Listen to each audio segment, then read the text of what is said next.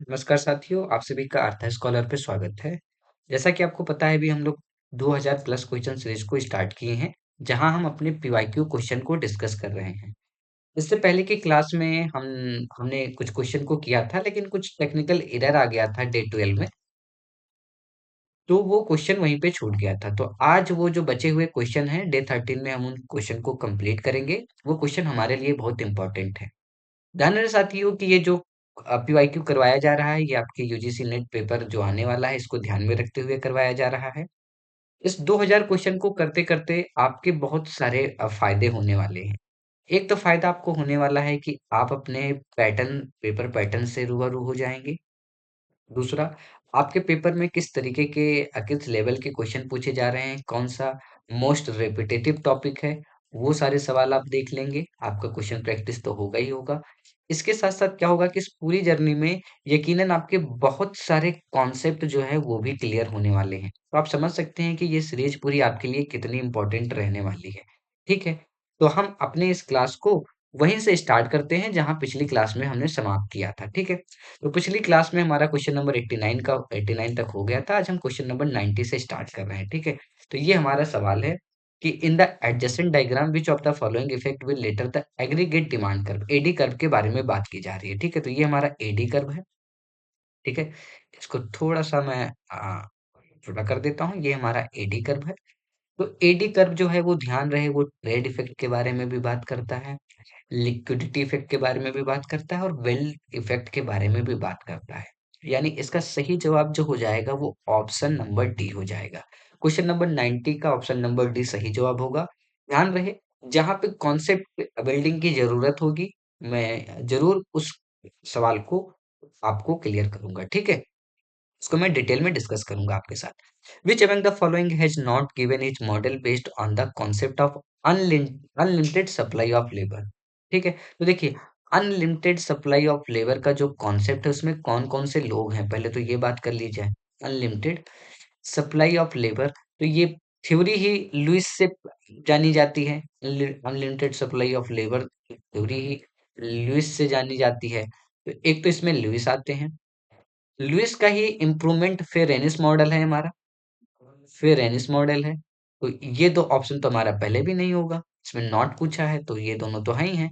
इसके अलावा इसके मतलब इसके अतिरिक्त जॉगरसन जो है उन्होंने भी अनलिमिटेड सप्लाई ऑफ लेबर को माना है, तो ये भी हमारा ऑप्शन सही नहीं होगा। तो कौन से ऐसे व्यक्ति हैं जिन्होंने अनलिमिटेड सप्लाई ऑफ लेबर को कंसीडर नहीं किया है, तो वो गुनार मिर्दल है। यानी ऑप्शन नंबर डी हमारा एकदम सही जवाब हो जाएगा। ठीक है, अगले सवाल की तरफ बढ़ते हैं। अगला सवाल क्या कह रहा है कि इसको थोड़ा सा मैं छोटा कर देता हूँ। ये अब प्रॉपर विजुअल होगा। Which among the following statement are true for Schumpeter's theory of economic development. ठीक है, डेवलपमेंट इज यूनिसरी, नहीं ये तो गलत है। Development is financed by real saving, नहीं ये भी सवाल ठीक नहीं है। Capitalism keep its character interact over time, ये भी। इसमें तीनों ऑप्शन जो है वो गलत है। शुम्पीटर की थ्योरी आपने ग्रोथ एंड मॉडल में पढ़ी होगी, नहीं पढ़ी है तो इनकी जरूर एक बार इकोनॉमिक डेवलपमेंट की थ्योरी पढ़ लीजिएगा। तो इसका सही ऑप्शन तो डी हो जाएगा, क्योंकि एक भी सही नहीं है। अगर कॉन्सेप्ट में कोई दिक्कत है तो आप बताइएगा, मैं इस थ्योरी को एक्सप्लेन कर दूंगा। ठीक है, अगला क्वेश्चन नंबर 93 की बात करते हैं कि the accelerator model predict that change in investment are determined by change in, अच्छा, इन्वेस्टमेंट किसकी वजह से चेंज होता है। तो ध्यान रहे, दो कॉन्सेप्ट बेसिकली होते हैं। ठीक है, दोनों कॉन्सेप्ट के बारे में मैं यहाँ आपसे बात करता हूँ। एक तो हमारा होता है मल्टीप्लायर। एक कॉन्सेप्ट हमारा क्या होता है, मल्टीप्लायर। दूसरा कॉन्सेप्ट हमारा क्या होता है, दूसरा कॉन्सेप्ट हमारा होता है एसिलरेटर। ठीक है, मल्टीप्लायर बताता है हमारा कि जो के होता है, ये बताता है कि इन्वेस्टमेंट जो हमारा बेसिकली इनकम में कितना चेंज होता है due to change in investment. Investment में चेंज होने से हमारे इनकम, हमारे आउटपुट में कितना चेंज आता है, इसको हम मल्टीप्लायर कहते हैं। ठीक है, जबकि एक्सेलरेटर क्या होता है, एक्सेलरेटर इसी का उल्टा होता है। ये क्या बताता है हमें कि इन्वेस्टमेंट में कितना चेंज आता है due to change in income. ये एक्सेलरेटर का कॉन्सेप्ट होता है। ठीक है, और ये हमारा मल्टीप्लायर का कॉन्सेप्ट होता है। ठीक है, तो सुपर मल्टीप्लायर मल्टीप्लायर देखिए आपको पढ़ा दिया गया है। ठीक है, तो आप सुपर सेवर टॉपिक, मैंने बताया कि सुपर सेवर टॉपिक जो अपलोड की जा रही है प्लेलिस्ट में, वो बहुत ही ज्यादा इंपॉर्टेंट है आपके पेपर के लिए। आप जरूर सुपर सियोर के एक एक टॉपिक को ध्यान से पढ़ते हुए नोट्स बना लीजिएगा, क्योंकि जब आपका पेपर होगा तो मैं जरूर पेपर एनालिसिस के साथ आऊंगा और दिखाऊंगा कितने सवाल सुपर सियोर सीरीज से बने हैं। ठीक है, तो ये आपको समझ में आ गया होगा। तो एक्सेलरेटर मॉडल क्या बताता है कि जो हमारा इन्वेस्टमेंट है वो किस पे डिपेंड करता है। वो कैपिटल पे नहीं डिपेंड करता है, इंटरेस्ट पे नहीं, इन्वेंट्री पे नहीं, वो हमारा आउटपुट पे डिपेंड करता है। यानी यहाँ बताया गया है कि जो हमारा आई होता है ये हमारा डेल्टा वाई पे डिपेंड करता है, यानी आउटपुट या इनकम कह सकते हैं, उस पर डिपेंड करता है। ठीक है, तो क्वेश्चन नंबर 93 हमारा हो गया। अगले सवाल की बात करते हैं, सवाल नंबर 94 जो है, which one of the following is not an assumption of permanent income hypothesis. तो पहली बात, परमानेंट इनकम हाइपोथेसिस किसके द्वारा दिया गया है, ये आपको बताना है। तो ये किसके द्वारा दिया गया है, ये दिया गया है फ्रेडमैन के द्वारा। ठीक है, सारे कॉन्सेप्ट सुपर सिवर सीरीज में जैसा मैंने बताया वहां अपलोड कर दिया गया है, ये सारे टॉपिक वहां अपलोडेड है। तो क्या है भाई साहब कि transitory income can be both positive and negative. बिल्कुल। अच्छा, नॉट पूछा है यहाँ। देखिए सवाल को पढ़ना बहुत जरूरी है ना, तो ये तो हमारा होगा ही सही, तो इसको ये हमारा ऑप्शन नहीं होगा, क्योंकि ये सही स्टेटमेंट है। Permanent income depend on the human and non human wealth, ये भी ठीक है, तो ये भी हमारा सही जवाब नहीं होगा। क्या बोल रहा है कि transitory consumption can be both positive and negative. अरे भाई साहब, हाँ मान लिया यही है। ठीक है, अगला क्या है कि average propensity to consume is greater than. अरे ये पकड़ लिया, एमपीसी एपीसी जो होता है वो एमपीसी से ग्रेटर देन नहीं होता है परमानेंट इनकम हाइपोथेसिस में। यानी ऑप्शन नंबर डी जो है वो हमारा गलत जवाब है। तो नॉट पूछा है तो नॉट वाला ही हम इसको टिक करेंगे क्वेश्चन नंबर 94 का। ऑप्शन नंबर डी हमारा एकदम सही जवाब होगा। अब क्वेश्चन नंबर 95 की बात कर लेते हैं। According to Robinson, Uzawa theorem, steady state growth is possible if the technical progress. अच्छा, किस तरीके के टेक्निकल प्रोग्रेस में रॉबिन्सन उजावा थ्योरम जो है वो स्टडी स्टेट ग्रोथ की तरफ जाएगा। तो ध्यान रहे, ये जाएगा हैरोल्ड न्यूटन की तरफ। लिख लीजिएगा, ओनली इन हैरोल्ड न्यूटन। मुझे उम्मीद है कि आपने हिग्स, हैरोल्ड और सोलो की न्यूटन थ्योरी को पढ़ा होगा। हिग्स जो है वो both labour and capital augmenting की बात करते हैं।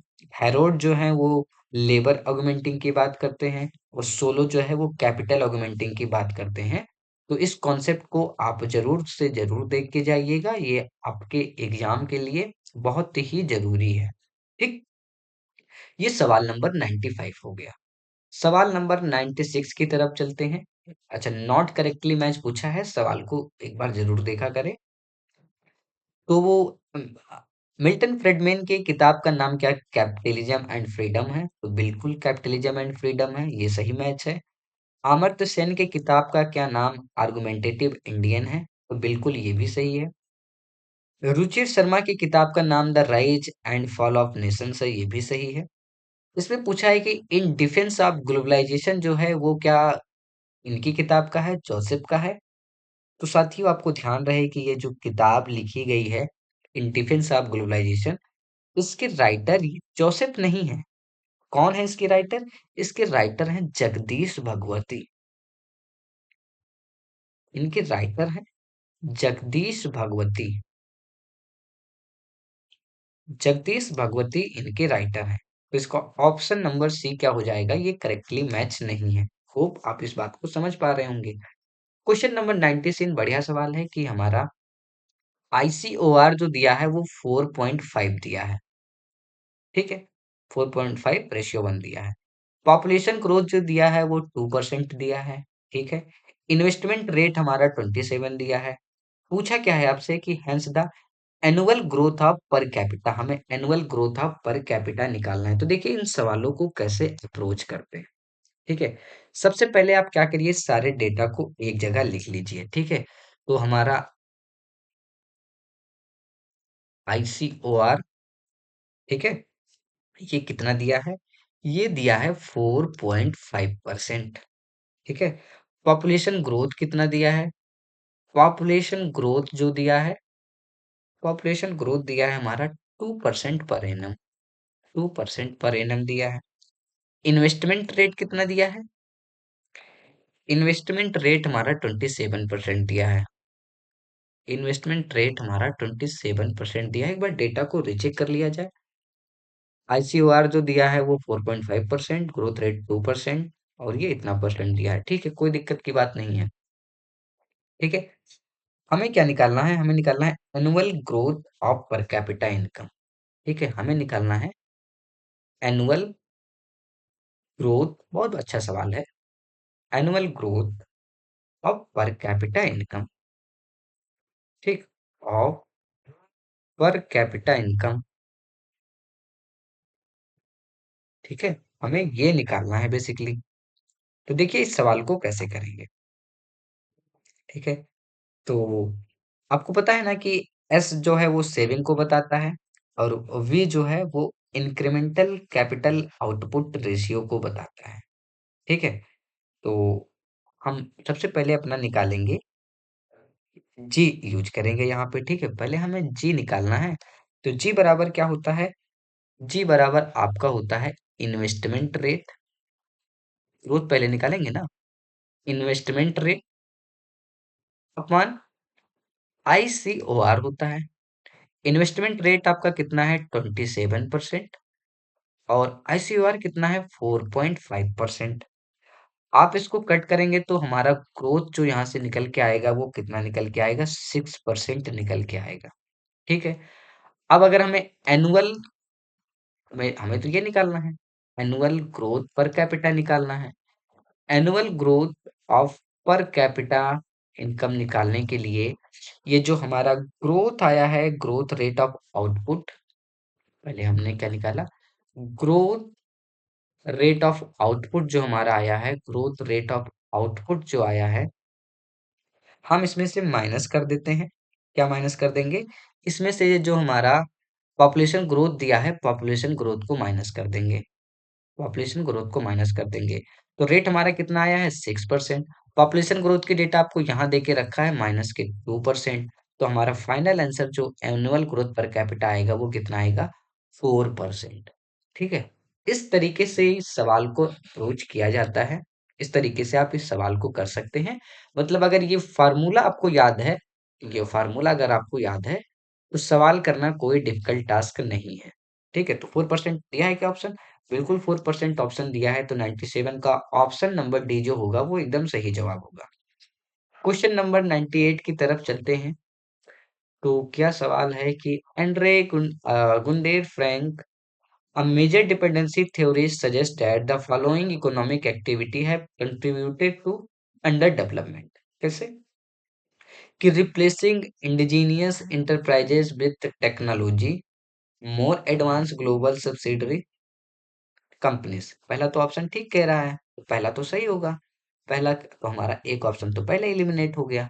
दूसरा है closing the economy to trade with and investment from developed country. नहीं नहीं नहीं, ये बात नहीं कही गई है कि हम डेवलप्ड कंट्री से ट्रेड करना थोड़ो छोड़ देंगे। तो सेकंड ऑप्शन जिसमें जिसमें है उसको काट दिया जाए। सेकंड ऑप्शन इसमें है, सेकंड ऑप्शन इसमें है, यानी ऑप्शन एलिमिनेशन से तो हम बहुत आसानी से इसके ऑप्शन तक पहुंच सकते हैं। तो इसका सही जवाब क्या हो जाएगा? क्वेश्चन नंबर 98 का ऑप्शन नंबर ए जो होगा वो सही जवाब हो जाएगा। हमें पूरा ऑप्शन पढ़ने की भी आवश्यकता नहीं है। अगला है fairness theory of economic development is based on. ठीक है, तो फेयरनेस जो है वो ड्यूलिस्टिक अप्रोच ऑफ डेवलपमेंट है, बिल्कुल है। प्रेजेंस ऑफ डिस्गाइज्ड अनएम्प्लॉयमेंट बताया गया, एग्रीकल्चर सेक्टर में डिस्गाइज्ड अनएम्प्लॉयमेंट होता है। क्योंकि फेयरनेस मॉडल जो है वो लुइस मॉडल पे इम्प्रूवमेंट है। लुइस मॉडल ने एग्रीकल्चर के इंपॉर्टेंस पे बात नहीं की है, फेयरनेस ने एग्रीकल्चर के इंपॉर्टेंस की बात की है। तो ये भी ऑप्शन हमारा सही है। इस हिसाब से क्वेश्चन नंबर 99 का सही जवाब ऑप्शन नंबर डी हो जाएगा। ठीक है, 100 सवाल देखते हैं, यानी आज की क्लास में ये हमारा एक और 100 की तरफ हम लोग बढ़ गए। ठीक है, यानी अब तक हम लोगों ने कितनी क्लासेस, अब तक हम लोगों ने 300 सवाल को कर लिया है। ये हमारा 300 क्वेश्चन होगा। 100 की एक सीरीज चल चुकी है, 100 की दूसरी सीरीज चल रही है, और आज हम 100 की तीसरी सीरीज को कंप्लीट कर रहे हैं। ठीक है, तो which aspect of economic development did Gunnar Myrdal concrete? अच्छा ठीक है, गुनार मृदल की बेसिकली थ्योरी जो रीजनल इनइक्वालिटी के बारे में बात करते हैं, इसके बारे में बहुत डिटेल में जानने की जरूरत रही है। रीजनल इनइक्वालिटी के बारे में बात करते हैं, ठीक है। तो इसका सही जवाब क्या हो जाएगा? ऑप्शन नंबर सी हो जाएगा। तो ये हमारा आज 100 क्वेश्चन कंप्लीट हुआ। नेक्स्ट सेशन में हम अपने बचे हुए इन सवालों को डिस्कस करना स्टार्ट करेंगे। यानी अब हम 300 से 301 से लगा करके 400 की तरफ बढ़ने वाले हैं। यहाँ तक हमारा 300 क्वेश्चन जो है वो कंप्लीट हो गया। 300 क्वेश्चन हमने क्या कर लिया? आज के इस क्लास के साथ 300 क्वेश्चन जो है ये क्या हुआ? कंप्लीटेड। ठीक, ये सवाल इस क्लास को यहीं समाप्त किया जाता है। अगर आपने अतः स्कॉलर को सब्सक्राइब नहीं किया है तो प्लीज इसको सब्सक्राइब जरूर करें। Thank you. Thank you so much.